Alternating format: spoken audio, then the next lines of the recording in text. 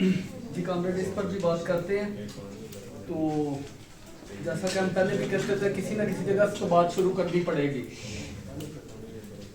तो कॉमरेड्स, हम बात जो है यहाँ से शुरू करते हैं कि जदलियात, बल्कि जो हमारा असल टॉपिक है वो ज़ाहिर जदलियात नहीं है, वो जदलियाती मादियत है या मादी जदलियात है ख़ास तौर पर। और जदलियात और मादी जदलियात में काफ़ी ज़्यादा फ़र्क है। सिर्फ यानी हम वैसे जब हम खाली जदलियात की बात करते हैं तो हम मान ही लेते हैं दोनों अल्फाज को, जदलियात को और मादी जदलियात को, लेकिन जब हम फिलोसॉफिकली देखें तो इनमें काफ़ी ज़्यादा फ़र्क होता है। तो सबसे पहले तो हम ये देखते हैं कि फ़लसफ़ा और हमारे सामने कौन कौन सी से उलूम या एंटिटीज़ हैं जिनके ज़रिए इंसान जो है वो इल्म हासिल करता है। एक हमारे सामने फ़लसफ़ा है, एक साइंस है, एक अदब है और एक सोशल साइंसेज है वगैरह वगैरह इस तरह से, या मज़हब है, मतलब जो भी आप चीज़ें ले, या आर्ट है। हम जिन चीज़ों पर डिस्कशन करते हैं उनमें सबसे पहले हम लेते हैं साइंसेज को, नेचुरल साइंसेज को, दूसरे नंबर पर हम लेते हैं सोशल साइंसेज को, तीसरे नंबर पर उसके ऊपर आते हैं, क्योंकि नेचुरल साइंसेज और सोशल साइंसेज में इतना फ़र्क है कि एक चीज़ जो वो ज़्यादातर जो है वो बेजान मादे पर तहकीक करती है, और दूसरी साइंस जो है, जो सोशल साइंस है, वो समाज पर तहकीक करती है और इंसानों पर करती है, इसलिए उसको हम ज़रा ऊपर मानते हैं। तीसरे नंबर पर आ जाता है, हम करते हैं जो सोशल साइंस में बेहतरीन साइंस की बात करते हैं, तो हम करेंगे बात पॉलिटिक्स की या पॉलिटिकल इकोनॉमी की। और जो पॉलिटिक्स है ये फ़लसफ़े की एक ब्रांच है, हम जानते हैं जब फ़लसफ़े की ब्रांचेस को पढ़ते हैं तो उसी तरह से फ़लसफ़े ही की ब्रांचेस जो है उसमें से एस्थेटिक्स आती है, लॉजिक आती है, वगैरह वगैरह। तो इन सब का मकसद क्या है पढ़ने के लिए? हम ये समझते हैं मार्क्सिस्ट, बतौर मार्क्सिस्ट ये हम मानते हैं कि जो सबसे आला डिस्कशन है करने वाली इंसानों में, बंदों में, दोस्तों में और अजनबियों में, जब भी आप करें वो पॉलिटिकल डिस्कशन है। जो सबसे आला डिस्कशन है वो पॉलिटिकल है, और ज़ाहिर पॉलिटिकल डिस्कशन जो है वो ज़्यादातर जब आप इंडिविजुअली करेंगे तो इकोनॉमिक्स पर करेंगे किसी ना किसी पर। तो पॉलिटिकल डिस्कशन करने के लिए आपके पास क्या होना चाहिए? पॉलिटिकल नॉलेज होना चाहिए। और पॉलिटिकल नॉलेज जिन्होंने उसको उस पर लिखना है, उस पर काम करना है, हम समझते हैं कि उनके लिए, उसके लिए, उस काम के लिए उसका जो बैकग्राउंड है वो फिलोसॉफिक होना चाहिए, फिलोसॉफिकल होना चाहिए। और जो फिलोसॉफिकल बैकग्राउंड है उसको हम अपना जब मार्क्सिस्ट हवाले से देखते हैं तो उसको हम जदलियाती मादियत कहते हैं।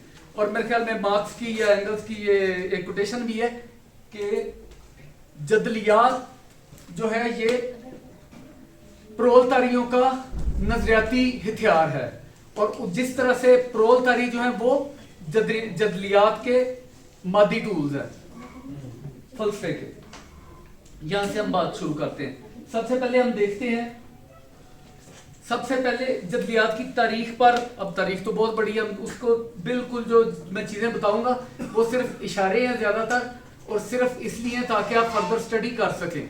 तो फर्दर स्टडी करने के लिए, पढ़ने के लिए हम मुख्तलिफ चीज़ों की जानिब इशारा करेंगे। जदलियात की तारीख में कॉमरेड ने बड़ा अच्छा जिक्र किया है एक फलसफी का, हेराक्लिटस का। हेराक्लिटस तकरीबन आप कह लें 2400-2500 साल पहले का एक फलसफी था, जिसके मतलब काफ़ी कुछ कॉमरेड ने बता दिया, मैं उस पर दोबारा से नहीं बताकर टाइम ज़ाया करूँगा। तो चेंज की बात वो कर रहा था, क्योंकि हेराक्लिटस जहन से जो सोच में अपनी चीज़ों को देख रहा था, वो चीज़ों को माइक्रो लेवल पर देख रहा था, बिल्कुल माइक्रो, छोटे लेवल पर देखकर, और उसको अंदाज़ा था कि चीज़ें जो है ना वो माइक्रो लेवल पर तब्दील हो रही हैं, मुसलसल तब्दील हो रही हैं, और उसने इस तरह का तब्दीली का फलसफा दिया। और दूसरा जो उसके साथ जिसने बादी फलसफा दिया था उसमें थेलिस भी था, और जो इन्होंने नाम लिया एनेक्सागोरस भी था, एनेक्सीमेंडर, एनेक्सीमेनीज और वगैरह वगैरह जो थे, जो आग से पानी वगैरह से बात कर रहे थे, वो भी थे सारे। तो वो सबसे पहले जो मादी फलसफी जिनको हम कहते हैं, या साइंटिफिक फिलोसफी का दौर जिसको कहते हैं, उसमें उन्होंने चेंज पर बात की थी। लेकिन हेराक्लिटस के फौरन बाद हुक्मरानों को इस बात की जरूरत पेश आई कि कोई ऐसा फलसफा दिया जाए, क्योंकि उनको पता चल गया था कि ये जो चेंज का फलसफा है, चेंज का मतलब है کہ چیزیں تبدیل ہو رہی ہیں، اور چیزیں تبدیل ہونے کا مطلب ہے اپنے الٹ میں تبدیل ہو جاتی ہیں. تو الٹ میں تبدیل اگر ہو جاتی ہیں تو وہ آقا اور غلام تھے، تو یہ نہ ہو کہ آقا غلام بن جائے، غلام آقا بن جائے. تو اس وجہ سے کوئی ایسا فلسفہ دیا جائے کہ یہ تبدیلی نہ آ سکے. جس طرح سے فریڈرک نے ہیگل کو کہا تھا کوئی ایسا فلسفہ دو کہ انقلاب نہ آ سکے، اسی طرح سے انہوں نے کہا کوئی ایسا فلسفہ ہونا چاہیے کہ تبدیلی نہ آئے. تو وہ اس نے یہ ثابت کر دو. تو اس نے ثابت کر دیا پارمینیڈس نے، جو دوسرا فلسفی آیا تھا، کہ تبدیلی کا وجود ہی نہیں ہے. اور یہ بڑا عجیب لگے گا کہ آپ چیزوں کو تبدیل ہوتے دیکھتے ہیں، جس طرح کامریڈ نے بتایا کہ ایون دیوار کا پلاسٹر بھی آپ کو پتہ چل جائے گا کہ تبدیل ہو رہا ہے. لیکن انہی چیزوں کو اگر آپ میکرو لیول پر دیکھنا شروع کر دیں، میکرو لیول پر، تو آپ غور کریں صرف سوچ میں، تو آپ کو تبدیلی جو ہے نا وہ ختم ہوتی نظر آئے گی. کہ اگر یہ بات کر رہے ہیں یہ ہو رہا ہے، یہ ہو رہا ہے دنیا میں، تو اگر آپ دیکھیں کہ آج سے 4.5 ارب سال پہلے بھی یہ دنیا ہی تھی، اور آگے 4.5 ارب سال بھی بعد بھی یہ دنیا ہی رہے گی. اگر آپ میکرو لیول پر دیکھیں، آپ کہیں گے ٹھیک ہے زمین جو ہے وہ ٹھنڈی ہو رہی ہے، یا ٹھنڈی بھی ہو رہی ہے اور اس کی گردش بھی سلو ہو رہی ہے، سورج میں گر جائے گی وغیرہ وغیرہ، تو یہ تباہ ہو جائے گی. لیکن آپ اس سے بھی میکرو لیول پر دیکھیں تو کائنات پر، وہ کائنات کے اتنے بڑے مطلب سفیر کے اوپر پہنچ کر سوچتا ہے پارمینیڈس کہ وہ آپ سمجھ لیں کہ آؤٹر سپیس کا وجود ہی نہیں رہتا کہیں بھی، وہ ایک ہی ہو جاتی ہے، ہر چیز جو ہے وہ ایک ہو جاتی ہے. اور تب آپ دیکھیں گے اگر آپ اس طرح سے سوچ سکیں کہ ہر چیز ایک ہے، اس کے اندر جو بھی ہو رہا ہے ٹھیک ہے لیکن وہ وہیں رہتا ہے، تو پھر تبدیلی ختم ہو جاتی ہے. اس نے یہ والا فلسفہ دیا. مسئلہ یہ تھا کہ ایک بات جو سامنے نظر آ رہی ہے کہ یہ ایک ڈیسک ہے یا یہ ایک ٹیبل ہے، یہ ثابت کرنا کہ یہ ایک ٹیبل ہے، اس کو کتنے دلائل کی ضرورت ہوگی، کوئی خاص نہیں میرے خیال میں. لیکن اگر آپ یہ ثابت کرنا چاہیں کہ یہ ٹیبل ہے ہی نہیں یہاں پر، تو پھر آپ کو بھاری بھرکم دلائل جو ہے ان کی ضرورت پڑے گی. تو یہ بھاری بھرکم دلائل کو دینے کی وجہ سے ایک ایسا فلسفہ وجود میں آیا جس کو جدلیات کہا جاتا تھا. کہ اس نے باقاعدہ اس کی آپ پارمینیڈس کی نظم پڑھیں یا اس کے ڈائلاگ میں پڑھیں پلیٹو کے، تو آپ کو پتہ چلے گا کتنے بھاری اور کتنے طاقتور اس کے دلائل تھے. اس کا میتھڈ کیسا خوفناک قسم کا میتھڈ تھا اس کا، اور بڑا شاندار میتھڈ تھا. جس طرح ہیگل کے میتھڈ کے متعلق ہم کہتے ہیں کہ بڑا شاندار میتھڈ تھا، اور اس کا سسٹم کو اگر چھوڑ دیں تو پارمینیڈس کو اور اس کو اگر آپ لیں تو پارمینیڈس ظاہر مکمل غلط نہیں تھا، کیونکہ ہیراکلیٹس کو اگر تبدیلی کے طور پر آپ لیں، اور پھر تو ہمیں مارکس کی، لینن کی، ٹروٹسکی کی ضرورت ہی نہیں رہتی اگر ہیراکلیٹس درست تھا. تو ہیراکلیٹس جب دیکھتا تھا چیز کو تبدیل ہوتے ہوئے تو وہ کہتا تھا اگر میں دیکھتا ہوں چیز کو تو وہ کچھ اور ہے، لیکن جب میں اس کو جاننے کی کوشش کرتا ہوں وہ تبدیل ہو چکی ہے. اس کا مطلب ہے چیزوں کو جانا نہیں جا سکتا. وہ اسی ایگنوسٹسزم پر پہنچتا ہے جہاں پر کانٹ پہنچ جاتا ہے کہ چیزوں کو پھر جانا نہیں جا سکتا اگر چیزیں مسلسل تبدیل ہو رہی ہیں. تو چیز کو تبدیل نہ ہو، چیز اس کو تھوڑی دیر کے لیے ٹھہرنا پڑے گا، رکنا پڑے گا. یہ رکنے کے لیے جو ایک میتھڈ ایجاد کیا گیا یا بنایا گیا اس کو ہم مابعد الطبیعیات کہتے ہیں یا میٹا فزکس کہتے ہیں، جو اس کے لیے ایک میتھڈ بنایا گیا کہ چیزوں کی حقیقت کو جاننا.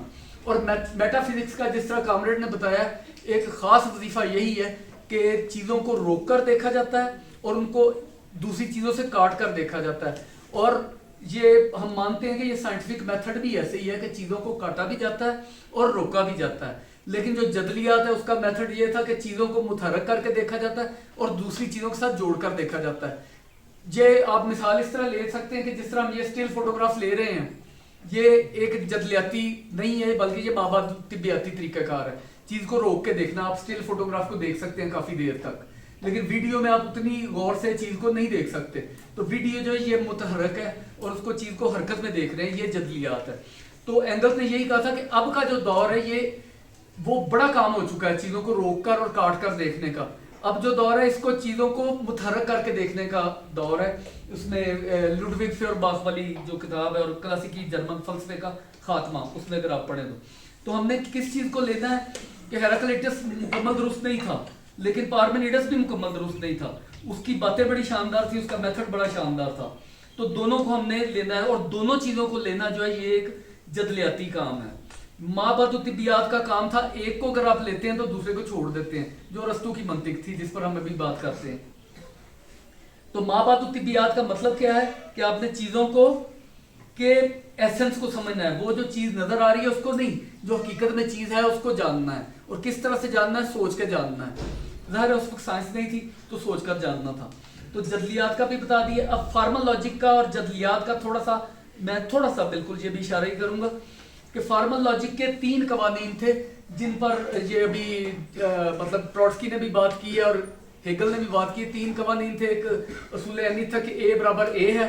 اے جو ہے وہ ایک ہی وقت میں یا اے ہو سکتا ہے یا بی ہو سکتا ہے, اور کوئی بھی دنیا کی چیز ایک یا تو اے ہوگی یا پھر نہیں ہوگی, یعنی کہ اے ہوگی یا پھر ناٹ اے ہوگی, اس کے علاوہ کچھ نہیں ہو سکتی. مثلا دنیا کی کوئی چیز لے لیں, یہ اینک ہے, یا یہ اینک ہو سکتی ہے یا یہ غیر اینک ہوگی, یا یہ اینک ہے یا غیر اینک ہے. آپ کو پتہ چل جائے گا یہ غیر اینک ہے, اس کے علاوہ یہ کچھ نہیں ہو سکتا. اس طرح اس کے 3 قوانین تھے کہ یا یہ ایک چیز کو ہونا پڑے گا اے, یا پھر ناٹ اے ہونا پڑے گا, یا پھر ایک ہی وقت میں یہ اے اور ناٹ اے نہیں ہو سکتی. لیکن جو جدلیات کے قانون ہیں تینوں, وہ تینوں اس کے الٹ ہیں. اور مزے کی بات یہ ہے کہ جدلیاتی انداز میں اگر سوچیں تو یہ دونوں چیزیں درست ہیں. ارسطو کی لاجک بھی درست ہے اور ہیگل کی لاجک بھی درست ہے. لیکن جس طرح سے مثلا کوئی بندہ, ہاتھی کی مثال آپ سب نے پڑھی ہوگی وہ والی کہ ہاتھی درخت جیسا ہے یا ہاتھی تلوار جیسا ہے یا ہاتھی سانپ جیسا ہے. جس بندے کو یہ تو نہیں پتا کہ وہ ٹوٹیلٹی میں نہیں دیکھ رہا, اس کو ہاتھی کا نہیں پتا جو کہہ رہا ہے درخت کا. حالانکہ اس نے اندھے تھے نا وہ 5, تو انہوں نے مطلب اس کی ٹانگ کو بازو گھیر میں لے کر دیکھا تھا, یا سونڈ کو دیکھا تھا, یا انہوں نے دانت کو دیکھا تھا, دیکھا کوٹیشن مارک میں. تو بات یہ ہے کہ اگر وہ آپ مکمل نہیں جانتے تو پھر آپ غلط بھی کہا جا سکتا ہے. تو اس طرح سے ارسطو کی لاجک غلط ہو جاتی ہے کیونکہ اس نے باقی 3 قوانین نہیں تھے دریافت کیے. لیکن ایک محدود سے جگہ پر اگر آپ رکھیں اس کو, تو اس دنیا میں جس طرح سے نیوٹن کے قوانین درست ہیں, اس طرح سے غلط ہونے کے باوجود اسی طرح سے ارسطو کی لاجک کے یہ 3 قوانین بھی آپس کی روزمرہ کی گفتگو میں مطلب درست ہیں. لیکن براڈر اگر آپ اسپیکٹرم میں دیکھیں تو پھر وہ غلط ہو جاتے ہیں. تو فارمل لاجک میں اور اس میں یہ فرق کیا تھا, یہ اب اس چیز کا تعلق وہ جدلیات کے دوسرے قانون سے یونٹی آف اپوزٹ سے جڑ جاتا ہے جو میں آپ کو بتا رہا ہوں. تضاد کو اس میں اس کتاب میں جو آپ نے یہ جدلیاتی مادیت والی دی تھی, اس میں اس پر بحث بھی کی تھی تھوڑی سی کہ تضاد اور تناقض میں تھوڑا سا فرق تھا. ایک چیز بالکل الٹ ہے اور ایک چیز جو ہے وہ چند لحاظ سے الٹ ہے. جس طرح سے آپ کہیں ایک رنگ ہے سرخ کا, پیلا یا سبز یا گرے جو ہے یہ الٹ ہے, لیکن کنٹراڈکٹری کیا ہے اس کا, غیر سرخ ہوگا کہ یہ سرخ نہیں ہے. اس طرح سے تو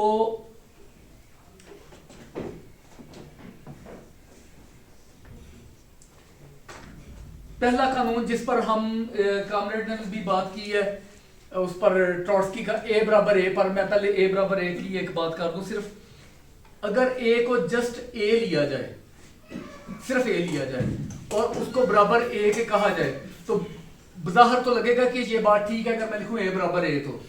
لیکن ایک اور انداز سے یہ بات جو ہے وہ غلط ہو جاتی ہے کہ اے تو خود اے ہے, یہ اپنے برابر کیسے ہو سکتا ہے؟ ایک چیز میں اپنے برابر کیسے ہو سکتا ہوں؟ اگر میں تو خود میں ہوں تو اس لیے میں اپنے برابر نہیں ہوں, میں کسی اور کے برابر ہو سکتا ہوں. سمجھاتا ہوں. دوسری بات یہ اس طرح سے آپ سمجھ سکتے ہیں کہ اے بی کے برابر ہو سکتا ہے. کس طرح سے؟ اگر میں کہوں اے برابر بی تو اے برابر بی بالکل ٹھیک ہو جائے گا. وہ اس طرح سے ٹھیک ہو جائے گا کہ اے بھی ایک الفابیٹ ہے اور بی بھی الفابیٹ ہے, تو بطور الفابیٹ کے اے برابر بی ہے. گائے برابر گائے کے ہو سکتی ہے یا نہیں؟ گائے برابر گائے نہیں ہو سکتی کیونکہ گائے گائے ہے. گائے برابر بکری ہو سکتی ہے, وہ بھی مویشی ہے وہ بھی مویشی ہے. تو گائے برابر بکری برابر بھینس برابر اگر مویشی لیں تو گائے برابر انسان کیسے ہوگی؟ گائے برابر انسان بطور اینیمل ہو جائے گی کہ انسان بھی اینیمل ہے اور گائے بھی اینیمل ہے. اور گائے برابر برگد کے درخت کے کیسے ہوگی؟ لیونگ کریچر کے. آپ کو کوئی نہ کوئی بڑی چیز لینی پڑے گی, کوئی نہ کوئی بڑی چیز لینی پڑے گی آپ کو, ایک مطلب اس کو ہم کہتے ہیں جنرلائز کرنے کے لیے. جنرلائز کرنے کے لیے ہم جینس لیتے ہیں اور جینس کے اندر اسپیسیفک, جو جنرل کے اندر اسپیسیفک ہوتا ہے وہ اسپیشیز ہوتی ہے کہ جنرل اور اسپیسیفک, اس کو ہم کہتے ہیں کہ جینس اور اسپیشیز. بڑی چیز جینس ہے, چھوٹی سی چیز اسپیشیز ہے. کہ جس طرح میں نے کہا لیونگ تھنگس, اس کے نیچے ہم لے لیتے ہیں کہ پودے اور جانور. جانور کے اندر ہم لے لیتے ہیں انسان اور دیگر جانور. اس طرح سے ہم کرتے جاتے ہیں جینس اسپیشیز. ہر چیز جو آپ کوئی بھی اس کتاب میں بھی لکھا ہے کہ کوئی بھی آپ پرٹیکولر لیتے ہیں وہ یونیورسل کی طرف جا رہا ہوتا ہے, اور کوئی بھی یونیورسل قائم ہی نہیں رہ سکتا اگر اس کے پرٹیکولر نہ ہو. تو کوئی بھی ہول ایسا نہیں ہے جس کے پارٹس نہ ہو, کوئی بھی پارٹ ایسا نہیں جو کسی ہول کا پارٹ نہ ہو. پہلے نمبر پر یہ مثلا یہ میرا ہاتھ ہے, آپ کہیں گے یہ ہول ہے, ٹھیک ہے ہول ہے, اور ہول کے پارٹ کون سے ہیں؟ انگلیاں. انگلیوں کے پارٹس کون سے ہوں گے؟ اس کے آگے پپوٹے وغیرہ ہو جائیں گے, آگے اس طرح سے چلتے جائیں گے, یا اس کا سیدھا الٹا اس کے پارٹ ہو جائیں گے, جس طرح سے بھی ہے. تو ہاتھ کس کے برابر ہوگا؟ ہاتھ برابر ہوگا پاؤں کے بطور آرگن, یا ہاتھ برابر آنکھ کے, ہاتھ برابر کڈنی کی. اس طرح سے جدلیات چلتی ہے کہ ایک چیز جو ہے جو دوسری چیز کے برابر ہے صرف اس چیز کے برابر ہوتی ہے جو کہ اس جیسی نہیں ہے. مطلب کہ سیمنس میں ادرنس ہوتی ہے اور ادرنس میں سیمنس ہوتی ہے, کہ سیمنس میں سیمنس نہیں ہو سکتی. کہ اگر میز جو ہے وہ کرسی کے برابر ہے کیونکہ وہ کرسی کا ادر ہے, کرسی کرسی کے برابر نہیں ہو سکتی, کرسی کرسی سے سیم ہے. یہ ہیگل کی ڈائلیکٹکس ہے کہ کرسی برابر کرسی نہیں ہوگی. کرسی کی جو پلینک ہے یا جس پر آپ بیٹھتے ہیں وہ کرسی کی ٹیک کے برابر ہوگی, کرسی کی ٹانگیں جو ہے وہ ٹیک کے برابر ہوں گی کیونکہ وہ ادر ہے. تو ادر جو ہے وہ کسی بھی چیز کا ادر اس کے برابر ہو سکتا ہے. مطلب مرد و عورت آپ کہیں گے کہ برابر اس لیے ہیں کیونکہ وہ ایک دوسرے کے ادر ہیں. آپ کو ایک لینا پڑے گا. جب آپ ایک لے لیتے ہیں, اب آپ غور کریں, دنیا کی کوئی بھی چیز آپ لیں, black colour, unity of opposites پر مسلسل بات کر رہا ہوں. اس کی وجہ یہ ہے کہ یونٹی آف اپوزٹس ایک ایسا کانسیپٹ ہے جس کو سمجھنے سے آپ کو باقی جو اصول ہے, جو نفی کی نفی کا اصول ہے, اور جو اصول وہ اس سے پہلا ہے معیار کی مقدار سے تبدیلی, وہ بھی اسی کے اندر چھپا ہوا ہے کہ کیوں ہوتی ہے. اس کی جو وجہ ہے وہ یونٹی آف اپوزٹس میں بیان کی ہے کہ وہ معیاری تبدیلی کیوں ہوتی ہے؟ مقداری تبدیلی کی وجہ سے. مقداری تبدیلی کیوں ہوتی ہے؟ کیونکہ اس کے اندر جو تھنگ ہے, جو آپ کہہ لیں کہ فینومینن ہے, جو پروسیس ہے, اس کے اندر جو ہے اس کا الٹ موجود ہے, اندر موجود ہے. یہ یاد رکھنا ہے کہ یعنی لامحدود کا الٹ محدود نہیں ہے, اندھیرے کا الٹ جو ہے وہ اجالا نہیں ہے, سفید کا الٹ وائٹ نہیں ہے, وائٹ کا الٹ ریڈ نہیں ہے. آپ کر سکتے ہیں اس طرح سے کہ ریڈ اینڈ وائٹ سگریٹ کی ڈبی پر ریڈ کا الٹ وائٹ ہو جائے گا, انڈے میں وائٹ کا الٹ یولک ہو جائے گا, کسی جگہ پر وائٹ کا الٹ جو ہے وہ کالا بھی ہو جائے گا. لیکن جب آپ جدلیات کی بات کرتے ہیں, خاص طور پر اگر آپ لینن کی جدلیات کی جو یا پھر ہیگل کی جدلیات کی بات کرتے ہیں, تو بلیک دنیا میں کوئی ایسا بلیک نہیں ہے جو کہ ایبسولوٹ بلیک ہوگا. ہر بلیک کا شیڈ جو آپ رکھ کر دیکھیں ساتھ, وہ دوسرے بلیک سے مختلف ہوتا جائے گا. جیٹ بلیک بھی لے لیں تو جیٹ بلیک بھی دوسرے سے مختلف ہوں گے. وہ اس کی وجہ یہ نہیں ہے کہ وہ بلیک اور طرح کا شیڈ ہے, وہ بلیک اور طرح کا شیڈ ہے. یہ بھی وجہ نہیں ہے کہ اس بلیک کے اندر وائٹ ہے. وجہ صرف ایک ہے کہ بلیک کا بلیک سے مختلف ہونا, یا وائٹ کا دوسرے وائٹ سے, کسی بھی دوسرے وائٹ سے, دیگر وائٹ سے مختلف ہونے کا مطلب یہ ہے کہ اس وائٹ کے اندر ناٹ وائٹ کی مقدار اس وائٹ کے اندر موجود ناٹ وائٹ سے مختلف ہے. بے شمار آپ وائٹ رنگ دیکھیں گے ایک دوسرے سے مختلف ہوں گے. ہر وائٹ کے اندر ایک ناٹ وائٹ بھی ہوگا اور ناٹ وائٹ بھی ہوگا.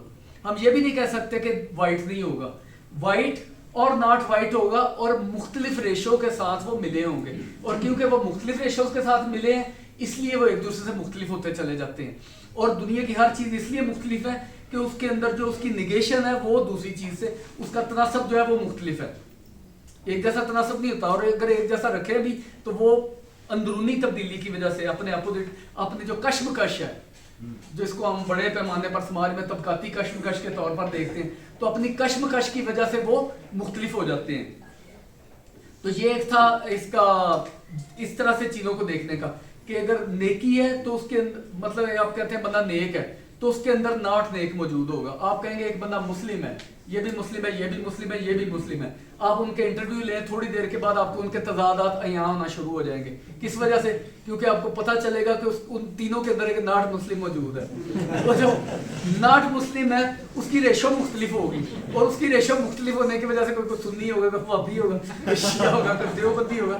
اس سے آپ جدا کر لیں, صرف سنی میں آ جائیں, صرف تو پھر بھی آپ دیکھیں گے یہ جو ہے قادری ہے، یہ چشتی ہے، یہ سور وردی ہے، یہ نقش بندی ہے، یہ اویسی ہے، یہ وہ دوسرا جو بھی ہے. تو ان کے اندر جو اختلافات ہیں آپ دیکھیں جو ناٹ مسلم ہے نا ان کا وہ ان کے اختلافات جو ہے وہ بڑھا رہا ہوگا. وہ اندر ہی نفی ہوتی ہے، باہر نہ دیکھیں. نفی کو کبھی بھی باہر نہ دیکھیں کہ آپ یہ مرد ہے یہ عورت ہے. اب مرد کے اندر دیکھیں گے نا تو مرد کے اندر اسٹروجن بھی ہوگا اور ٹیسٹوسٹیرونز بھی ہوں گے، اور عورت کے اندر ٹیسٹوسٹیرون بھی ہوں گے اور اسٹروجن بھی ہوں گے. اور اسٹروجن کا لیول بڑھ جائے گا تو اور زنانہ خصوصیات جو ہے وہ زیادہ ہو جائے گی، اور اگر وہ ہو جائے گا اسٹروجن کا بڑھ جائے گا تو مردانہ خصوصیات جو ہے وہ غالب ہو جائیں گی. اسی طرح سے آپ اس فینومینن کو، اس منظر کو بے شمار چیزوں میں دیکھ سکتے ہیں. مثلا آپ کوانٹم میں، اگر کوانٹم کو چھوڑے آپ ہیومن باڈی میں ہی دیکھیں تو ہر وقت میٹابولزم ہو رہا ہوتا ہے، اور میٹابولزم کے اندر اینابولزم اور کیٹابولزم ہے، ہر وقت ہو رہا ہوتا ہے. تو اور بچوں میں اینابولزم بہت زیادہ ہوتا ہے، جو اینابولک اسٹیرائڈ بھی لگاتے ہیں باڈی بلڈر وغیرہ بڑا ہونے کے لیے. تو بچے بڑے ہو رہے ہوتے ہیں، اینابولزم زیادہ ہوتا ہے، کیٹابولزم تھوڑا ہوتا ضرور ہے، تھوڑا ہوتا ہے. اور اسی طرح جب بندہ بوڑھا ہوتا جاتا ہے کیٹابولزم زیادہ ہو جاتا ہے، شکست و ریز، اور اینابولزم جو ہے وہ کم ہوتا چلا جاتا ہے. اسی طرح آپ لائٹ کے جو نظریات تھے اس میں پہلے بہت لڑائی ہوتی تھی کہ پیکٹ والا نظریہ ٹھیک ہے یا پھر وہ ویو والی تھیوری جو ہے وہ درست ہے. اور دونوں آپس میں لڑتے رہے بس، لیکن بعد میں پتہ چلا کہ دونوں چیزیں موجود ہیں. اب بھی بڑے پیمانے پر لڑائی موجود ہے کہ مائکرو لیول پر کوانٹم میکینکس درست ہے اور میکرو لیول پر ریلیٹیوٹی درست ہے، اور دونوں جناب کتوں کی طرح لڑ رہے ہیں کہ وہ درست ہے، وہ کہتے ہیں ہم درست ہیں. لیکن حقیقت میں جو جدلیاتی مادیت پسند کوئی کامریڈ ہوگا، کوئی فلسفی ہوگا، کوئی غیر فلسفی ہوگا، لیکن وہ جدلیات کا اسٹوڈنٹ ہوگا تو وہ اس بات کی پیش بینی کم از کم کر سکتا ہے یار یہ دونوں چیزیں بیک وقت بھی درست ہو سکتی ہیں. اور ایسے ہی ہے جس طرح ڈارون نے استخراجی منطق جو ہے وہ بہت پیچھے تھی ڈیڈکٹیو لاجک ارسطو کی، تو بیکن نے آ کر کہا نہیں اس کو ختم کر دیں، تو یہ اصل جو لاجک ہے وہ انڈکٹیو لاجک ہے. تو انڈکٹیو لاجک کو لے کر آئے جب ڈارون سفر میں نکلا ہے تو سفر میں وہ اس نے کیا دیکھا ہے کہ کبھی اس کو انڈکٹیو لاجک استعمال کرنی پڑ رہی ہے، کبھی اس کو انڈکٹیو لاجک سے فارم کیے گئے پرنسپل سے ڈیڈکشن کرنی پڑ رہی ہے. اگر آپ ڈیڈکشن نہیں کرتے تو پھر آپ آگے چل ہی نہیں سکتے. ہر سائنسدان کو نئے سر سے پورے کا پورا کام کرنا پڑ جائے گا. تو اس لیے اس نے کہا دونوں لینی پڑتی ہیں مجھے.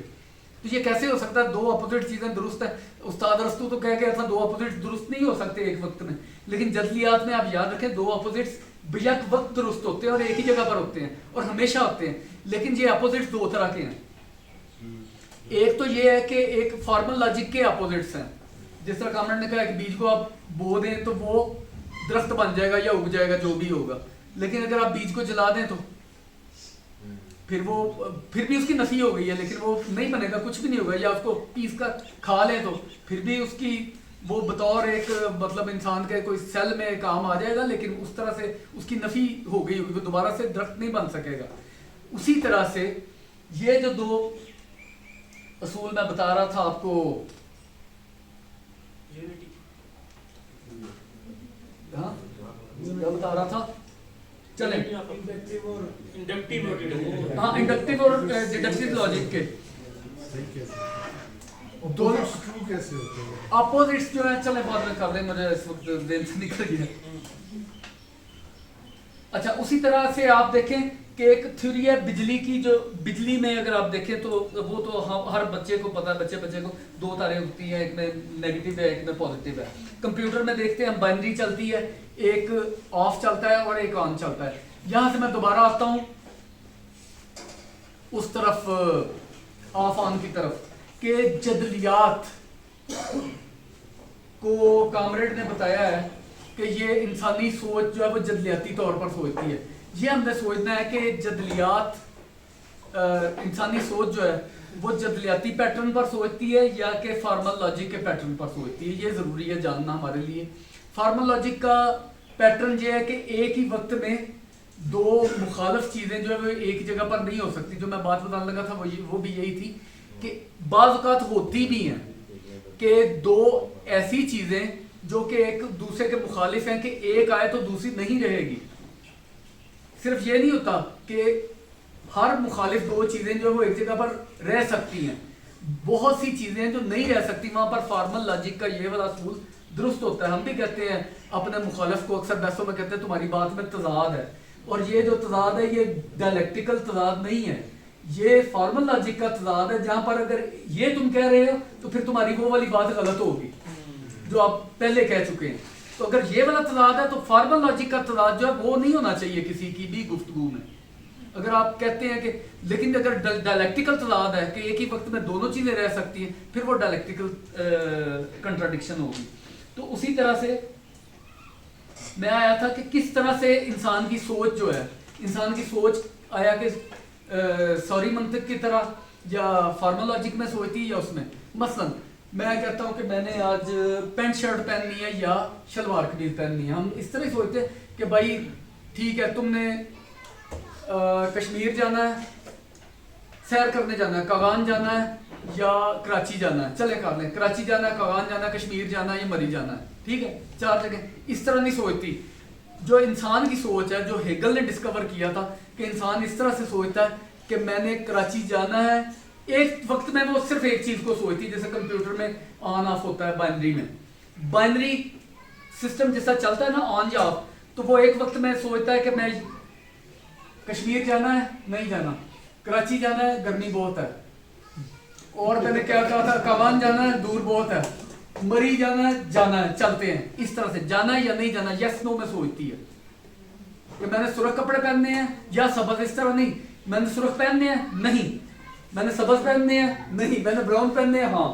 اس طرح سے سوچتی. یہ ڈائلیکٹیکل سوچ ہے، اور ڈائلیکٹیکل سوچ اسی طرح چلتی ہے، اسی طرح سے چلتی ہے. آپ غور کر لیجئے گا اس طرح نہیں چلتی کہ میں چڑیا گھر جاؤں یا سنیما دیکھنے جاؤں. اس طرح ہوگا میں سنیما دیکھنے جاؤں یا نہ جاؤں، جب نہ جاؤں آئے گا تب. اچھا آگے یہ ہے کہ آگے میں کیونکہ بہت کچھ ہے یہاں پر، لیکن میں جو ہے نا سب سے پہلے ہاں ایک بات اور بتا دوں کہ جدلیات کو اخذ کیا گیا ہے. اس کو اخذ کیا گیا ہے نیچر سے، اس کو اخذ کیا گیا ہے سماج سے، اس کو اخذ کیا گیا ہے ہیومن تھاٹ سے. اور اس کو اینگلز کہتا ہے، میں نے ایک مضمون میں لکھ دیا ہوا ہے غلطی سے کہ ہم اس کو لاگو بھی لہٰذا کر سکتے ہیں کیونکہ ہم نے اخذ کیا ہے، لیکن ایسے نہیں ہے. اینگلز کا جو کہنا ہے وہ درست ہے. وہ یہ ہے کہ وہاں ہم لاگو نہیں کر سکتے. مطلب یہ ہے کہ ہم جدلیاتی طور پر چیزوں کو جان سکتے ہیں ان اصولوں کو لے کر جن کو ہم نے اخذ کیا ہے. تو ہم دیکھیں گے کہ دوسری چیزوں میں بھی یہی پرنسپلز چلتے ہیں. لاگو کرنے کا مطلب ہوتا ہے کہ ہم کہیں کہ کیونکہ یہ جدلیاتی اصول ہے اس لیے چیزوں کو اس طرح کا ہونا چاہیے. اس طرح ہم نہیں کرتے، اس طرح ہم نہیں کرتے، بلکہ جو چیزیں ہیں ہم نے مطلب اپنے ذہن میں اصول بنا کر پرنسپل بنا کر چیزوں کو ان کا تابع نہیں مانتے. ہم یہ پوسٹ ماڈرن سا طریقہ ہے. بلکہ ہم کیا کرتے ہیں چیز کے اندر سے اس کے جو انر پرنسپلز ہیں ان کو جان کر ان کے مطابق چیزوں کو ڈیل کرنے کی کوشش کرتے ہیں. یہ ایک ضروری بات ہے جو کہ نوٹیبل تھی. اگلی بات یہ ہے وہ بھی بہت ہی ضروری بات ہے، وہ یہ ہے کہ کیٹیگریز پر بہت بات ہوتی ہے. کیٹیگریز کیا ہے وہ آج پہلے جان لیں، بعد میں ایک نظر میں کوسچن پر ڈال دوں گا.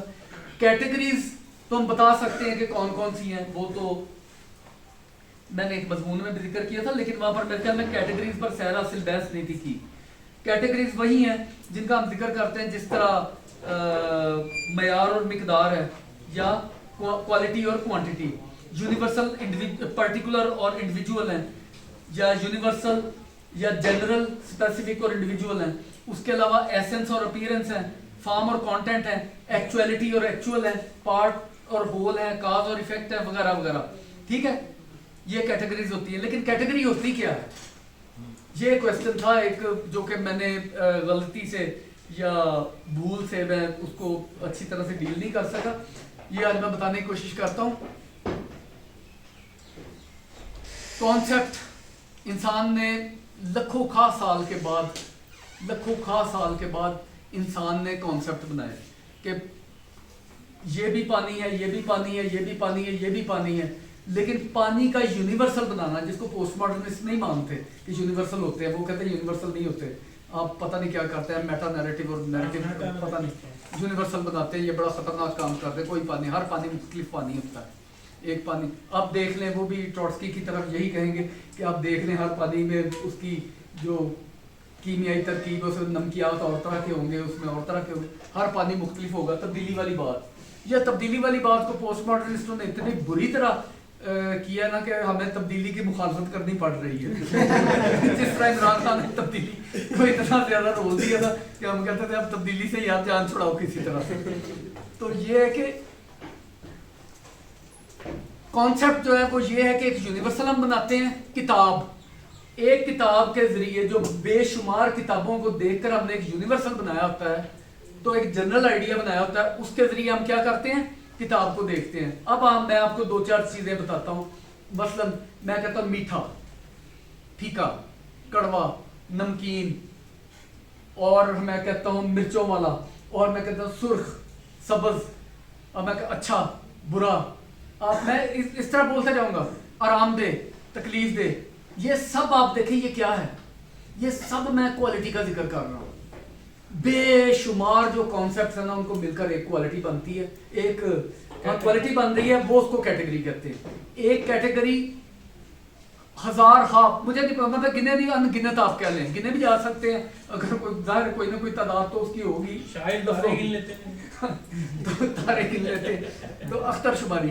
तो ये है कि अगर आप अख्तर शुमारी कर सकते हैं तो फिर आप ये भी गिन सकते हैं। अनगिनत तसव्वुरात पर मुश्तमिल एक कैटेगरी होती है।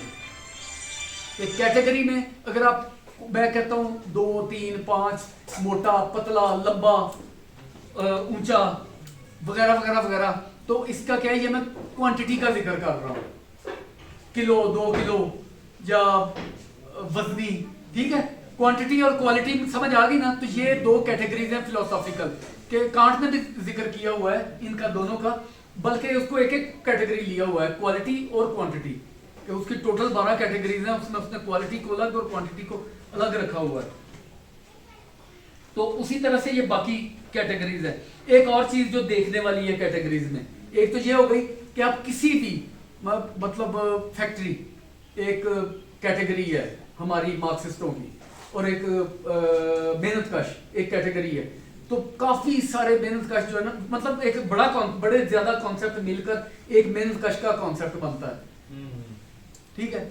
और उसी तरह से आप देखें कि फॉर्म और कंटेंट, एक्चुअलिटी और एक्चुअल। एक्चुअलिटी होती है कि किसी चीज में, अरस्तु उसको पोटेंशियलिटी कहता था, और एक्चुअल जिसको ये हेगल कह रहा है उसको वो कहता था एक्चुअलिटी, और वो कहता था पोटेंशियलिटी। पोटेंशियलिटी का मतलब है कि अंडे में सलाहियत है चूजा बनने की, जो वो सलाहियत है चूजा बनने की, अरस्तु उसको पोटेंशियलिटी कहता था, हेगल कहता था नहीं वो उसमें एक्चुअलिटी है, और जब वो चूजा बन जाता है तब ये एक्चुअल हो गया। और वो कहता था जब ये बन गई अब ये एक्चुअलिटी हो गई है, और जो पहले था वो पोटेंशियलिटी थी बनने की। थोड़ा सा लफ्जों का हेरफेर है, बाकी बात एक ही कर रहे थे दोनों। तो कैटेगरीज अरस्तु के पास भी थी, कैटेगरीज प्लेटो के पास भी थी, कैटेगरीज जो है वो कांट के पास भी थी और हेगल के पास भी थी। प्लेटो की कैटेगरीज ऊपर थी, उनको वो लोगोस भी कहता था, आइडियाज भी कहते हैं, उनको फॉर्म्स भी कहते हैं, कैपिटल एफ से फॉर्म्स, FORMS फॉर्म्स, और मतलब फॉर्म्स, लोगोस और वगैरह वगैरह, ये सब जो कैटेगरीज ही के नाम है। कांट की कैटेगरीज जो है वो उसको अपने अंदर ले आया, लेकिन बाहर की दुनिया से उसको काट कर जुदा कर दिया, बल्कि अंदर की दुनिया, वो सिर्फ अंदर जो असूल हैं उसके, अक्ल मुजर्रद के असूल, वो कैटेगरीज हैं, और वो अपने ही इंसान के अंदर ही जो हिस्सियात हैं उनसे वो अलहदा कर देता है। वैसे भी जब आप देखते हैं, हम देखते हैं, तो तमाम की तमाम कैटेगरीज या तो वो तजर्बे से या सेंसेस से देखी जा सकती हैं, या फिर सिर्फ सोची जा सकती हैं। मसलन कामरेड ने जिक्र किया था एक्सीडेंट और चांस का, एक्सीडेंट और नेसेसिटी का, चांस और नेसेसिटी का कर लें, नेसेसिटी एंड चांस। तो आप देखें जो नेसेसिटी है कि लाजमी तौर पर बहरान आना है, ये आप सिर्फ सोच सकते हैं, ये आप दिखा नहीं सकते, ये सिर्फ अकल से सोची जा सकती है। अगर आप कहें कि मैं तो भाई एम्पिरिसिस्ट हूँ, मैं तो अकल को नहीं मानता, सारा इल्म तजर्बे से हासिल होता है, तो फिर आप ان چیزوں سے انکار کر دیں گے. یہ جس طرح لاجیکل پازیٹیوزم والے یا پھر پازیٹیوزم والے یا پھر پریگمیٹسٹ ان چیزوں کا انکار کر دیتے ہیں. وہ کہتے ہیں ہم تو بھائی صرف تجربے کو مانتے ہیں, عمل کو مانتے ہیں, آپ کچھ کام کر کے دکھاؤ ہم اس کو مانیں گے, ہم سوچنا نہیں چاہتے. اور اسی طرح اگر آپ صرف سوچتے ہیں تو جس طرح آپ نے بحران دیکھے ہیں یا کرونا کا بحران دیکھا ہے, وہ آپ ایک چانس ہے کرونا کا جس کو آپ نے حسیات سے محسوس کیا ہے, بلکہ جھیلا ہے اس کو بری طرح سے. اس طرح سے تمام کیٹیگریز جو ہے نا, میں نے ایسنس اور اپیرنس, اس میں اپیرنس کیا ہے جس کو حسیات سے دیکھتے ہیں, اور ایسنس کیا ہے جس کو عقل سے سوچتے ہیں. یونیورسل کیا ہے جس کو سوچا جا سکتا ہے, پھل دیکھیں گے کیسے, مطلب دنیا دیکھیں گے آپ, کیلا, امرود, مالٹا, آم, تربوز کی شکل میں آپ دیکھیں گے کہ ایک اپیرنس ہے. اور ایسے میں کس کی بات کر رہا ہوں, یونیورسل اور پرٹیکولر کی بات کر رہا ہوں. تو آپ ایک چیزوں کو دیکھ سکتے ہیں, ایک چیزوں کو سوچ سکتے ہیں, اور دونوں بیک وقت اسی جدلیاتی فارمولے سے جس کے متعلق میں بتا رہا تھا, دونوں بیک وقت موجود رہتے ہیں. ٹھیک ہے, حسیات اور تعقل دونوں درست ہیں. اچھا ایک اور چیز کہ جدلیاتی تبدیلی جو ہے, جو معیاری تبدیلی ہو جاتی ہے, جو کہ بظاہر لگتا ہے کہ معیاری تبدیلی, اگر ہم پانی کی مثال دیں تو پچھلے دنوں فیس بک پر ایک مذاق بنایا ہوا تھا کس نے کہ یہ جدلیات سے پانی ابالتے ہیں. تو آپ نے اگر دیکھا جدلیات سے پانی ابال اتنی کوئی بات نہیں, 20 منٹ. اچھا تو پانی ابالتے ہیں جدلیات سے, یار ضروری بات ہے یہ, پانی ابالنے کی بجائے نا جدلیات سے اور کام بھی ہوتے ہیں. جدلیاتی جو معیاری تبدیلی ہے, جو اس کو کہتے ہیں انگریزی میں کیا کہتے ہیں, معیاری تبدیلی, کوالٹیٹیو چینج. کوالٹیٹیو چینج اگر ہوتی ہے تو پھر وہ واپس نہیں آتی, یہ یاد رکھیے گا. اگرچہ باپ بن گئی ہے تو ٹھیک ہے, آپ کہہ سکتے ہیں سمجھانے کے لیے, سمجھنے کے لیے تو کروڑ سی مثالیں دی جاتی ہیں, لیکن اگر دودھ سے دہی بن جائے, ہو سکتا ہے کسی کیمیکل پروسیس سے دوبارہ, لیکن وہ بنتا نہیں ہے. اگر کاغذ جل گیا تو اس میں کیمیکل چینج آ گئی ہے. اگر جو بھی درخت جو بیج آتا ہے, جو سرکل میں کامریڈ بھی بتا رہے تھے کہ زیادہ دانے, وہ صرف زیادہ نہیں ہوئے. گندم کے دانے, اگر آپ گندم کا ایک دانہ بوتے ہیں تو وہ 20 دانے لے کر آتا ہے, وہ صرف زیادہ نہیں ہوتا بلکہ وہ کوالٹیٹیولی بھی پہلے دانے سے ڈیفرنٹ ہوتے ہیں. اور وہ حالات کے مطابق ایک باہر کی تبدیلی اور ایک اپنے اندر کی نگیشن کی وجہ سے تبدیلی, دونوں تبدیلیاں اس پر بیک وقت اثر کر رہی ہوتی ہیں گندم کے دانے پر. تو جب دوبارہ گندم کا دانہ آتا ہے وہ ارد گرد کے ماحول کے مطابقت لیے ہوئے آتا ہے کہ وہ سروائیو کر سکتا ہے, بہتر ہوتا ہے پہلے سے. بہتر کہہ لیں یا جیسے بھی کہہ لیں, اگر ماحول جو ہے وہ گندا ہو رہا ہے, خراب ہو رہا ہے, تو آج کا جو انسان ہے یا آج کا جو پودا ہے وہ یقیناً آج سے 1,00,000 سال پہلے یا 2,00,000 سال پہلے یا 10,000 سال پہلے والے پودے سے مختلف ہوگا. ہو سکتا ہے, میں کہہ نہیں سکتا, لیکن ہو سکتا ہے یہ والا درخت اس ماحول میں جا کر بویا جائے تو یہ تباہ ہو جائے گا, برباد ہو جائے گا. اور یہ بھی ہو سکتا ہے کہ وہ انسان آج کے زمانے میں لائے جائیں تو وہ سانس لیتے ہی مر جائے, یہ بھی پاسبل ہے. یہ کوئی میڈیکل سائنس والے زیادہ بہتر بتا سکتے ہیں جو میوٹیشن وغیرہ کو جانتے ہیں, یا وائرس کی میوٹیشن جنہوں نے اپنی آنکھوں سے دیکھی ہے, وائرس کی اور بیکٹیریا کی, کہ دوائیاں کھا کر وہ عادی ہو جاتے ہیں اس طرح. تو یہ آپ یاد رکھیے کہ یہ مثال اگر آپ دیں گے نا کوالٹیٹیو چینج کی, کہ جب جدلیاتی تبدیلی ایک طرفہ سفر ہے صرف, وہ جو جاندار معدوم ہو چکے ہیں وہ کبھی بھی دوبارہ نہیں بنیں گے. جو لکت ہو چکی ہیں جو اسپیشیز, وہ دوبارہ کبھی بھی نہیں آئیں گی. جو ایک ختم ہو گئی وہ ختم ہو گئی. جو ماں اور باپ سے مل کر جو رینڈم جو 23 اور 23 جوڑے ادھر کے 46 لے کر اس میں کون سے اس نے سلیکٹ کیے ہیں, اور اربوں قسم کے وہ جو اس میں ہوتے ہیں کیا ڈی این اے میں جو بھی ہیں, تو اس کو اس میں سے چند اس نے لیے ہوتے ہیں نا. ہر بچہ اگر ایک بندے اور ایک عورت کے آپ 10 خراب بھی بچے بنائے نا ان کے, تو ہر بچہ مختلف ہی ہوگا, ایک جیسے دو کبھی بھی نہیں ہوں گے. اپنی اندرونی جو ہے نا وہ یونٹی آف اپوزٹس کی وجہ سے. اچھا یہاں تک تو ہو گیا, یہ سارے معاملات جو ہے نا حل ہو گئے تقریباً. آگے جو ہے نا تھوڑا سا 1-2 سوال تھے. چینج کا کوئی سوال تھا کامریڈ کا, چینج کا. وہ کامریڈ نے کہنا کہ یار حضرت عمر نے کہ میری بات نہیں آپ نے کی. چینج پر کیا تھا آپ کا؟ کامریڈ چینج یہ کہ جس طرح کامریڈ فضیل نے کہا تھا کہ جو ایک چیز دوسرے مقدار سے معیار میں تبدیل ہو رہی ہوتی تو کوئی پوائنٹ ہم نہیں بتا سکتے کس پوائنٹ پہ, جس طرح انہوں نے. ہاں یہ بات بھی بڑی ضروری ہے, یہ والی بات بتانی کہ مثلا میں آپ کو ایک مثال پہلے بھی دی ہے ایک دو دفعہ، لیکن نئے لوگ بیٹھے ہیں، وہ مثال آپ اس طرح دیکھیں، چینج کی آپ بالکل اگر بایولوجیکل آپ مثال دیکھنا چاہیں نا، جو کہ بایولوجیکل بڑی پسندیدہ مثالیں ہیں ہیگل کی بھی اور ارسطو کی بھی، لیونگ کریچر کی مثال دیتا ہے وہ بھی، ہیگل بھی جو وہ انسانی باڈی کی مثال دیتا ہے، تو آپ اس طرح بایولوجیکل مثال لیں نا، تو کسی مرتے ہوئے جیو کو آپ اسی طرح سے اس کی ویڈیو بنا لیں، آپ دیکھیں گے کہ چلتے چلتے ایک جگہ پر جائے گا جہاں پر وہ معیاری تبدیلی وقوع پذیر ہوگی اور وہ مر جائے گا، وہ جیو، وہ جاندار جانور جو بھی آپ کہیں وہ مر جاتا ہے، آپ اس کو جو اس کی سپیڈ سلو کر لیں کہ اس کی فلم کی، اور آپ دیکھیں گے کہ وہ اسی جہاں پر وہ مرا ہے نا، اس میں پھر سے جو ہے نا وہ تھوڑی سی پیدا ہو جائے گی کہ اس میں ہم کیا اس کو کہتے ہیں، تسلسل میں جمپ، لیپس اور کنٹینیوٹی، تو آپ دیکھیں گے کہ دوبارہ سے جہاں پر وہ ایک لیپ تھی نا جہاں پر وہ مر گیا تھا، اس لیپ کے اندر آپ کو کنٹینیوٹی نظر آنی شروع ہو جائے گی، اس کنٹینیوٹی کو اگر آپ مزید سلو کریں گے تو اس کے اندر آپ کو ایک جگہ پر جمپ نظر آئے گا جہاں پر وہ ایک دم سے وقوع پذیر ہو جائے گی، اگر آپ کے پاس ایسی ٹیکنالوجی ہو آپ اس کو اور سلو کر سکیں تو وہ پھر آپ کو کنٹینیوٹی نظر آئے گی اس کے اندر بھی، اور یہ ایک لمبا سلسلہ لامتناہی سا سلسلہ ہے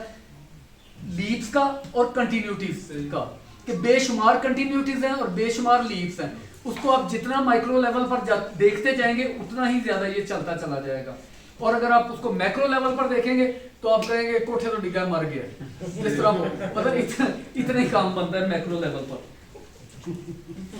What is the difference between objective idealism and subjective idealism؟ بڑا اچھا یہ بھی سوال ہے کہ subjective idealism جو ہے وہ یہ ہے کہ جتنی بھی اشیاء ہیں اس لیے موجود ہیں کیونکہ میں دیکھتا ہوں، اور subjective idealism یاد رکھنے کی بات ہے کہ ہیگل کے بقول اور یقیناً ہمارے بقول بھی، مارکسسٹوں کے بقول بھی مطابق بھی، مارکسسٹوں کے مطابق انسانیت کا بدترین جو دشمن ہے وہ کہتا ہے subjective idealism ہے، فلسفوں میں، کہ سبجیکٹو آئیڈیلزم ہی تمام برائیوں کی جڑ ہے، اور اگر آپ اس کو دیکھنا ہے آپ نے تو اس کو آپ نے آج کے دور میں اگر دیکھنا ہے سبجیکٹو آئیڈیلزم کو تو آپ اس کو پوسٹ ماڈرنزم میں دیکھ سکتے ہیں۔ یہاں پر میں نے لکھا ہو سکتا ہے، میں نے جدلیات اور ادب پر بھی بات کرنی تھی کہ ادب میں کس طرح سے، اچھے ادب میں آپ کو جدلیات نظر آئے گی، ہمیشہ اچھی فلم میں آپ کو جدلیات نظر آئے گی، جو بہترین ادب ہے دنیا کا، مثلا آپ اینٹیگنی کو لیں یا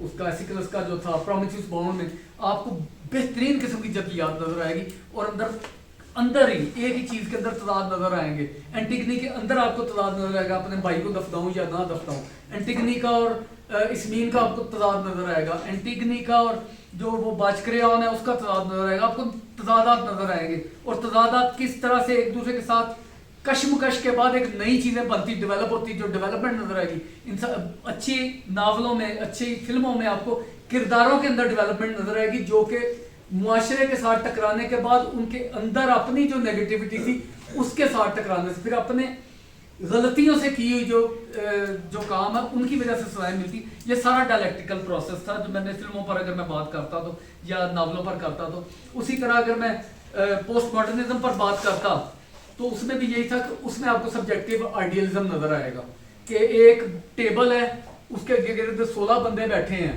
تو ابن حسن صاحب کو اس نے سوال کیا تھا کہ ہر بندہ تو مختلف پوائنٹ آف ویو سے ٹیبل کو دیکھ رہا ہے نا، تو ٹیبل تو مطلب مختلف نظر آ رہا ہے ہر بندے کو، آپ کیسے کہہ رہے ہیں کہ یہ جو ٹیبل کا ٹروتھ ٹیبل کے اندر ہے؟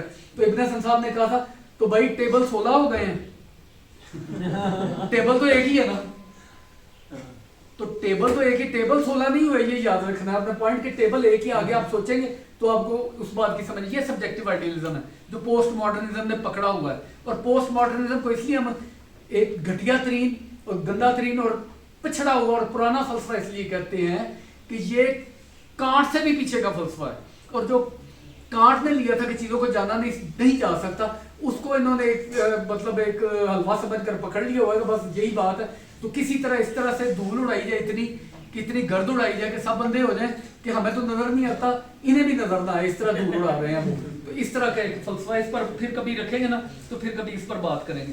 تو لیکن آبجیکٹو آئیڈیلزم یہ ہے کہ ہیگل یہ بھی مانتا تھا کہ باہر ہماری دنیا موجود ہے، یہ بھی مانتا تھا کہ اس کو جانا بھی جا سکتا ہے، لیکن اس بیچارے کا یہی تھا کہ وہ ہر چیز جو وہ دیکھتا تھا اس میں اس کو ایک ریزن نظر آتی تھی کہ درخت اگتا ہے، اس کی جڑیں ہیں، جڑوں سے وہ پانی زمین سے لیتا ہے، پتوں سے وہ روشنی لیتا ہے، یہ کرتا ہے، وہ ہر چیز میں ریزن نظر آتی ہے اس کو، تو وہ کہتا ہے شاید ریزن پہلے ہے. تو اس وجہ سے وہ آبجیکٹیو آئیڈیلسٹ تھا. کیونکہ آئیڈیلسٹ اس لیے تھا کہ ریزن کو پہلے رکھ رہا ہے اور میٹر کو بعد میں رکھ رہا ہے، کہ خیال پہلے. مارکسسٹ بھی بہت جگہ پر خیال کو پہلے رکھتے ہیں، مقدم رکھتے ہیں. جیسا مارکس کا ہی ایک میں مارکس کی مثال آپ کو دیتا ہوں کہ وہ کہتا ہے کہ دنیا کا کوئی بھی کپڑا، دنیا کا کوئی بھی جالا دیکھ لیں، مکڑی کا بنایا ہوا جالا، تو وہ انسان کے بنائے ہوئے کسی بھی کپڑے سے بہتر ہوگا. مطلب اس جیسا جالا کوئی بھی انسان، کوئی بھی کاریگر، کوئی بھی آرٹسن نہیں بنا سکتا. مکڑی کے جالے سے مہین اور باریک تار وہ نہیں بنا سکتا. لیکن انسان کا بنایا ہوا گھٹیا ترین کپڑا بھی اس سے افضل ہے، کیونکہ اس کپڑے کو بنانے سے پہلے آئیڈیا موجود تھا. یہ مارکس کے الفاظ ہیں. تو اس کو پکڑ کر اور دیگر چیزوں کو پکڑ کر بہت سے ہمارے فلسفی جو ہیں اور پروفیسر خاص طور پر انہوں نے کوشش کی ہے کہ مارکس کو آئیڈیلسٹ ثابت کر دیا جائے. لیکن جو کپڑا بنانے کا پروسیس ہے جس کو وہ پراکسس کہتا ہے مارکس، تو وہ پراکسس جو ہے وہ اس کو نظر انداز کر رہے ہیں کہ مارکس کی دیگر جگہوں پر جو بحثیں ہیں وہ لمبی لمبی بحثیں اس چیز پر ہیں کہ کپڑا بنانا ایک خود پروسیس کا ایک حصہ ہے، جو کہ نتیجہ ہے پروسیس کا، جو پہلے مادے پر محنت کرنے سے، انسان کی محنت کا مادے پر محنت کرنے سے وجود میں آتا. ٹھیک ہے، تو یہ وجہ تھی. مادی ترقی کے لیے تبدیلی کیسے ممکن ہے، یہ آپ ہی دے دیجیے. ڈائلیکٹکس کہتی ہے کہ کنٹراڈکشن ود ان ہوتا ہے تو کیا day night, light darkness etcetera کی ایگزامپل. اچھا، ڈے نائٹ کی یہ بڑی ضروری ہے کہ ڈے اور نائٹ اس طرح سے نہیں ہے کہ ڈے ہے اور ایک نائٹ ہے جو ایک دوسرے کے الٹ ہے، بلکہ آپ ایک دن ہے، آپ دیکھیں گے دن 24 گھنٹے کا دن لیتے ہیں. 24 گھنٹے کا دن ہے جس میں مارکس نے بھی 24 گھنٹے کا دن لیا ہے، جس میں 8 گھنٹے اس نے کہا ہے کہ وہ اور کیا تھا، اس 12 گھنٹے سوتا ہے، 12 گھنٹے وہ کام کرتا ہے اور 12 گھنٹے سوتا ہے. 8 گھنٹے کام، پہلے وہ 12 گھنٹے تھا نا اس وقت، بعد میں 8 گھنٹے سونا، 8 گھنٹے کام. اور یہ مزدوروں نے مانگا تھا کہ ہمیں 8 گھنٹے کام کرنا ہے، 8 گھنٹے ہم آرام کریں گے اور 8 گھنٹے ہم تفریح کریں گے. اس طرح سے تھا. تفریح کو نہیں ملی، اوور ٹائم میں بیچارے کرتے ہیں. تو اس طرح سے کہ دن 24 گھنٹے کا ہے، اس میں آپ کو پتہ نہیں چلتا کب اے ایم ہے کب پی ایم ہے، کیونکہ اجالے کے اندر اندھیرا اور اندھیرے کے اندر اجالا ہے. کہ جب 12 بجتے ہیں، 1 بجتا ہے تو کتنا اندھیرا ہے، لیکن اس اندھیرے میں بھی آپ دیکھتے ہیں تھوڑا بہت. وہ لینن کہتا ہے اگر ایبسولوٹ وائٹ آ جائے تو آپ اس کو دیکھ نہیں سکتے، اگر ایبسولوٹ بلیک آ جائے اس کو بھی آپ نہیں دیکھ سکیں گے. دیکھ پانے کے لیے اندر اس کے ناٹ وائٹ اور ناٹ بلیک ضروری ہے. تو اس لیے ایگزامپل جو ہے نا آپ نے ہمیشہ ایک چیز کی دینی ہے، ایک چیز کے اندر جو ہے نا وہ یونٹی آف اپوزٹس دیکھنی ہے، نہ کہ باہر دیکھنی ہے. کہ بلیک کا اپوزٹ جو ہے نا وہ وائٹ نہیں ہے، بلیک کا اپوزٹ ریڈ بھی نہیں ہے، سارے اس کے اپوزٹ ہیں، ویسے سارے اس کے کانٹریری ہیں، لیکن کنٹراڈکٹری ناٹ بلیک ہے. کانٹریری اور کنٹراڈکٹری میں تھوڑا سا فرق ہے، یہ ارسطو ہی قائم کر گیا ہوا ہے یہ والا فرق. میں بھی ان کی ذرا پڑھیے کیا لکھا ہے یار. یہ پوسٹ ماڈرنزم والی جو بات ہے نا، یہ ایک بڑی اچھی بات تھی. اوپر والا ویسے نیچے سوال ہے، if nothing is permanent then why the natural laws have never evolved. ہر چیز اچھا، یعنی کہ نیچرل لاز جو ہیں وہ ایوالو نہیں ہوئے. کیوں نہیں ہوئے؟ یہ نیچرل لاز کون سے ایوالو نہیں ہوئے، یہ ہم صرف سوچ سکتے ہیں. مثلا آپ کون سے لاز کی بات کر سکتے ہیں کہ اگر آپ مثلا فرض کر لیتے ہیں بگ بینگ کو لیتے ہیں، ہم فرض کرو ایک سچائی لے لیتے ہیں. ابھی بگ بینگ ایک سچائی ہے کے طور پر لیتے ہیں نا، اور بے شمار بگ بینگز کو لے لیتے ہیں، وہ سچائیاں ہیں کہ کافی سارے بگ بینگ ہوئے ہیں. اگر نیچر کا لا جو ہے وہ گریوٹی والا، تو پھر میرے خیال میں اس کو پھٹنا نہیں تھا چاہیے، دور نہیں تھا جانا چاہیے. اگر سٹارٹ سے لے کر وہ دور جا رہے ہیں اور اس کے بعد، اور یہ بھی کہتے ہیں بعد میں وہ قریب آنا شروع ہو جائیں گے، تو اس طرح نہیں ہے بالکل کہ بالکل جو ہے وہ چیزیں جو ہے وہ سورج چاند ستارے اپنے راستے ان کے متعین ہیں، وہ بالکل اس طرح ہی چلتے جا رہے ہیں. ہر راستہ جو ہے وہ تبدیل ہوتا جا رہا ہے، ہر چیز تبدیل ہوتی جا رہی ہے. اور اگر चीज़ें तब्दील हो रही हैं तो ज़ाहिर है उनके लॉज में कुछ ना कुछ फ़र्क होगा, लेकिन हमारी उम्र इतनी कम है ज़िंदगी कि हमारे ज़िंदगी में नेचुरल लॉज, जिस तरह बंदर जो है वो इंसान नहीं बनता, उस तरह से हम देख नहीं सकते। नेचुरल लॉज जो है वो, ये भी एक चीज़ याद रखने वाली है कि नेचुरल लॉज मुसलसल तब्दील हुए हैं। किस तरह से कि नेचुरल लॉज इन इटसेल्फ क्या है, इन इटसेल्फ क्या है, कुछ भी नहीं है। नेचुरल लॉज अगर हम ना हो तो वो नहीं है। अगर उस तरह से देखें तो कि वो बस हैं, मैं ये नहीं कह रहा वो नहीं है, ये चीज़ें जो है वो हैं, लेकिन उन चीज़ों को तब्दील करने के लिए और तब्दील करके अपने लिए सब्जुकेट करने के लिए, अपने लिए इस्तेमाल करने के लिए कि ये चीज़ थिंग फॉर अस हो जाए, मेरे लिए चीज़ हो जाए, उस चीज़ को तब्दील करने के लिए मैंने उसको तब्दील करने का जो फार्मूला ढूंढा है उसी को इस्तेमाल करते हुए नेचर को ही, उसको मैं लॉ कहता हूँ। मैं कहता हूँ ना, तो पहले वक्तों में ज़ाहिर लॉ कुछ और रहे होंगे, लोग मतलब दरियाफ्त तो नहीं कर सके, इसलिए तो कहते हैं कि ये न्यूटन के लॉज हैं, अब ये आइंस्टाइन के आ गए, अब ये फलां के आ गए, तो बेशुमार लॉ जो है ना वो गलत साबित होते गए और अगले लॉज जो है वो दुरुस्त साबित होते गए। इस तरह हुआ है साइंस में। लेकिन जो इस वक्त का सच होता है, एक ये वाली बात भी करनी ज़रूरी थी, एब्सोल्यूट ट्रूथ की और रिलेटिव ट्रूथ की, ये बात भी ज़रूरी है, ये लीड ऑफ में भी नहीं हुई कि there are many relative truths. Absolute truth को हम उस तरह से नहीं मानते कि एब्सोल्यूट ट्रूथ है कोई। जिस तरह कॉमरेड ने कहा कि एक ही एब्सोल्यूट ट्रूथ हो सकता है कि चेंज है, कि चेंज हो रही है, लेकिन उसको भी रिलेटिवली हम देखेंगे कि उस लेवल पर चेंज हो रही है जहाँ से हम देख रहे हैं। अगर पूरी कायनात वाकई एक स्फीयर है तो वो जैसे भी है वो तो एक ही रहती है, वो दो नहीं हो रही या वो ज्यादा नहीं हो रही, ये एक मसला है। जितना भी है मादा, वो तो मादा ही है ना, तो या तो ये कभी मादा बन जाए, कभी ख्याल बन जाए, तो उस तरह से चेंज नहीं हो रही। इस तरह से भी सोचा जा सकता है अगर आप सोचना चाहें तो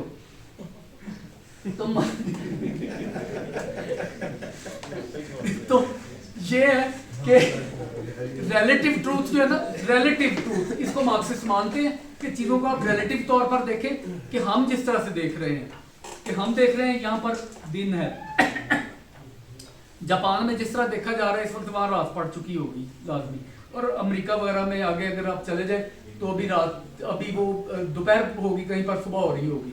इस तरह से कि रिलेटिवली चीज, और एब्सोल्यूट एक ट्रूथ हो सकता है कि बहुत सारे रिलेटिव ट्रूथ है, ये एक एब्सोल्यूट ट्रूथ हो सकता है कि बहुत सारे रिलेटिव ट्रूथ है। इस तरह से हम देख सकते हैं। तो मेरे ख्याल में ये काफ़ी है। बाकी अगर कोई सवाल बच गया तो आप कर लीजिएगा। शुक्रिया जी।